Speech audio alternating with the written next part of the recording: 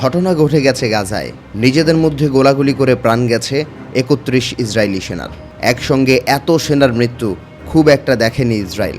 গাজায় ইতিহাসের সবচেয়ে নারকীয় ঘটনা ঘটাতে ইসরায়েলি সেনারা যেন উন্মাদ হয়ে গেছে। তাই কে শত্রু আর কে বন্ধু সেটাই শনাক্ত করতে পারছে না যেন। গাজার নিষ্ঠুরতম যুদ্ধে লিপ্ত হতে গিয়ে ইসরায়েলি সেনারা নিজেদের মধ্যেই বিপজ্জনক বিভ্রান্তিতে পড়ছে।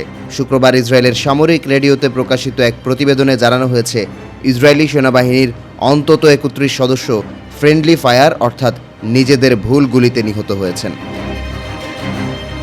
২০২৩ সালের অক্টোবর থেকে ইসরায়েল গাজায় স্থল অভিযান শুরু করে। এই অভিযানে এ পর্যন্ত নিহত হয়েছে ৪৪০ সেনা। এর মধ্যে ৭২ জন নিহত হয়েছেন অভিযান পরিচালনার সময় বিভিন্ন দুর্ঘটনায়, যার হার প্রায় ১৬%। নিহতদের মধ্যে ৩১ জন ফ্রেন্ডলি ফায়ারের শিকার। আবার ২৩ জন নিহত হয়েছেন গোলাবারুদের ভুল ব্যবহারে, ৭ জন সাজোয়া যান চাপায় এবং ৬ জন অজ্ঞাত গুলিতে।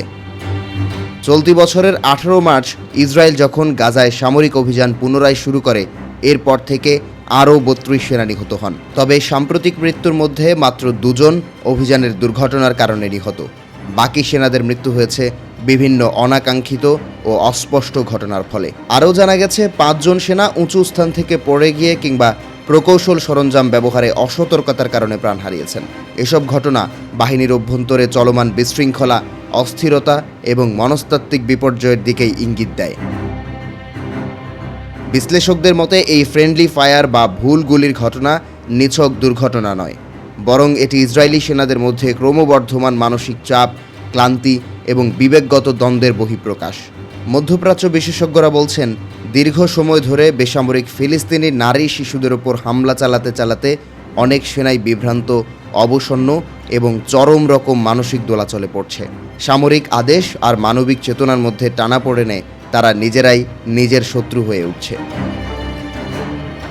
একজন ইসরায়েলি সামরিক বিশ্লেষক নাম প্রকাশ না করার শর্তে বলেন, এই যুদ্ধের ভয়াবহতা শুধু গাজাকে নয়, আমাদের নিজস্ব বাহিনীকেও ভেঙে দিচ্ছে।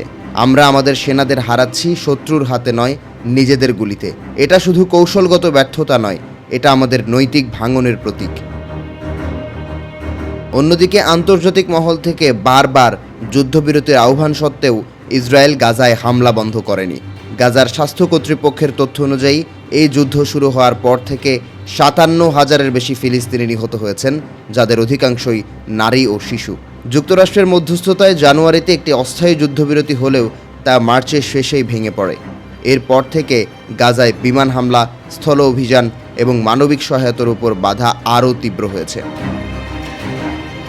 ইসরায়েলের প্রধানমন্ত্রী বেনিয়ামিন নেতানিয়াহুর বিরুদ্ধে ইতোমধ্যে আন্তর্জাতিক অপরাধ আদালত গ্রেপ্তারি পরোয়ানা জারি করেছে।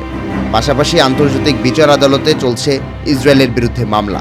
তবে এসব পদক্ষেপও যেন নেতানিয়াহুর যুদ্ধজেদকে দমাতে পারছে না।